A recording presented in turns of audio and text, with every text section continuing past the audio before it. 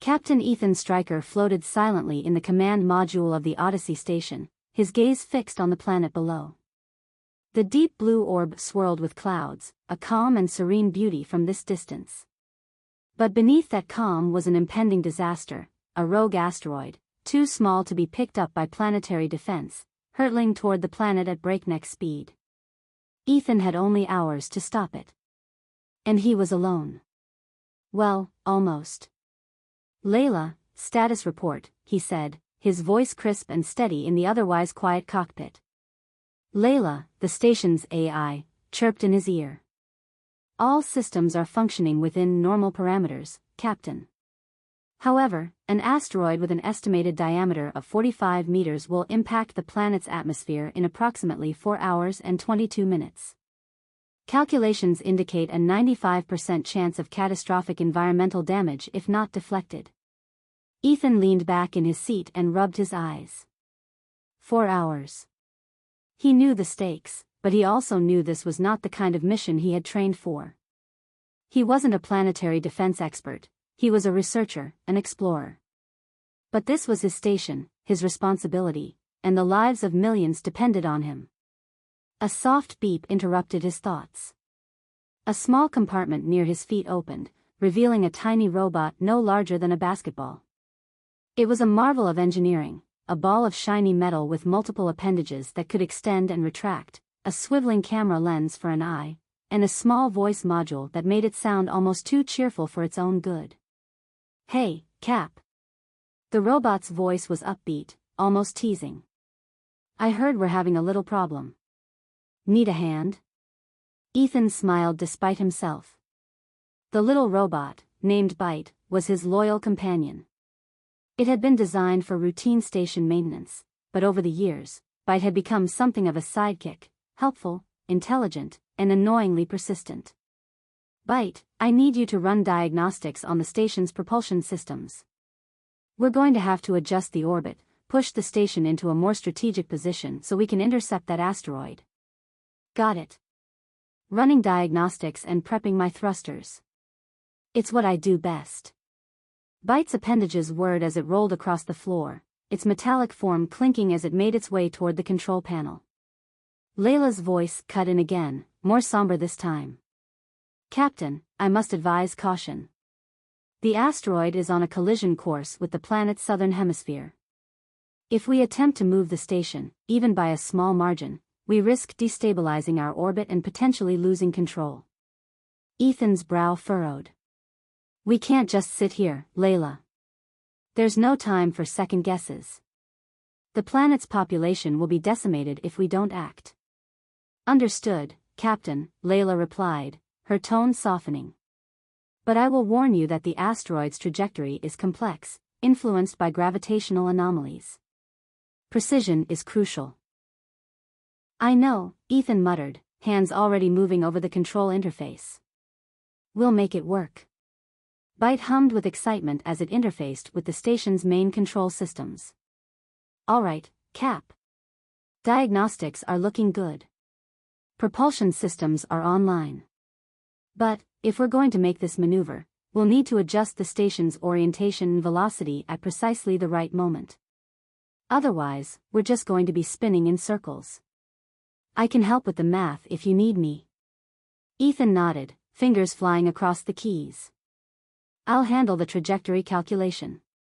You just focus on the hardware." Leila's voice softened, almost as if she were trying to offer comfort. "I have already begun calculating potential impact trajectories for the asteroid. I will cross-reference your calculations, Captain." Ethan paused, staring at the blinking numbers on the screen. A bead of sweat slid down his forehead, and he wiped it away with a gloved hand. The clock was ticking down, and every second mattered. The asteroid wasn't huge, but its mass was enough to cause widespread devastation. It had been detected only an hour ago, far too late for any planetary defense systems to react. The only solution now was to try and redirect it using the station's thrusters. He activated the thrusters, and the station shuddered. He could feel the subtle push of the main engines, but it wasn't enough. The asteroid would still hit the atmosphere with enough force to trigger massive storms, earthquakes, and fires across the surface. Not enough time.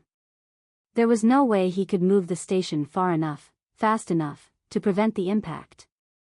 But then, an idea sparked. Leila, what if we could redirect the asteroid itself? Use the station's gravity to nudge it off course just enough to avoid the planet? Leila was silent for a moment, and then she spoke in her usual calm tone. That is an intriguing proposition.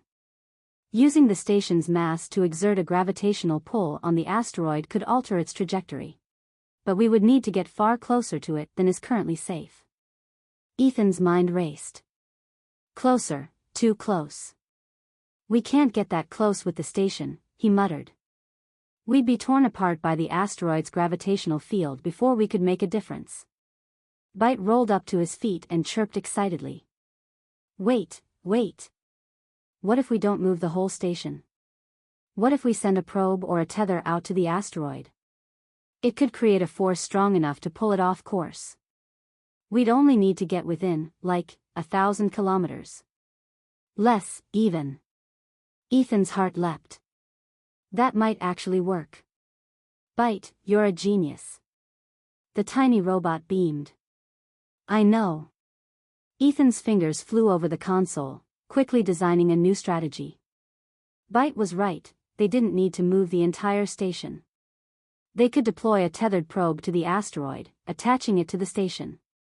The gravitational force exerted by the tether could alter the asteroid's course just enough to avoid impact.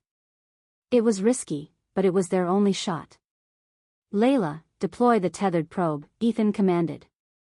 Deploying, Leila confirmed. A mechanical arm shot from the station, and a small, sleek probe shot into space toward the incoming asteroid. As it neared the asteroid's surface, it extended an array of metallic claws, anchoring itself to the rocky surface. The tether tightened, and the station's thrusters fired. The Odyssey Station began to drift slowly closer to the asteroid as the tether pulled tight, creating a gravitational force between the two objects. Hold on. Ethan shouted, gritting his teeth as the station groaned under the strain. The asteroid's velocity began to shift, ever so slightly. It wasn't much, but it was enough. Bite rolled back to Ethan's side, its small form barely visible in the dim light of the cockpit. It's working. We've got it. Just a little more, Ethan murmured, sweat dripping down his face as he adjusted the station's trajectory. The asteroid's course slowly began to shift, just enough to avoid the planet. Seconds stretched into eternity as the tether held, pulling the asteroid's orbit away from the planets. Finally, the numbers on the screen confirmed what Ethan had hoped. The asteroid had been successfully deflected. Impact was no longer imminent. Captain, Leila said softly, the asteroid has been successfully redirected. The planet is safe. Ethan leaned back in his chair, a wave of exhaustion washing over him. His heart pounded in his chest, but relief flooded his veins. He had done it. He had saved the planet. Thanks, Leila. Thanks, Bite, he said quietly, his voice thick with gratitude. Bite gave a tiny, cheerful beep. No problem, Cap. Just another day at the office. Ethan smiled, looking out at the distant planet below. He was alone on the Odyssey Station, but in that moment, with Bite by his side and Leila watching over him, he didn't feel alone at all. Together, they had saved a world.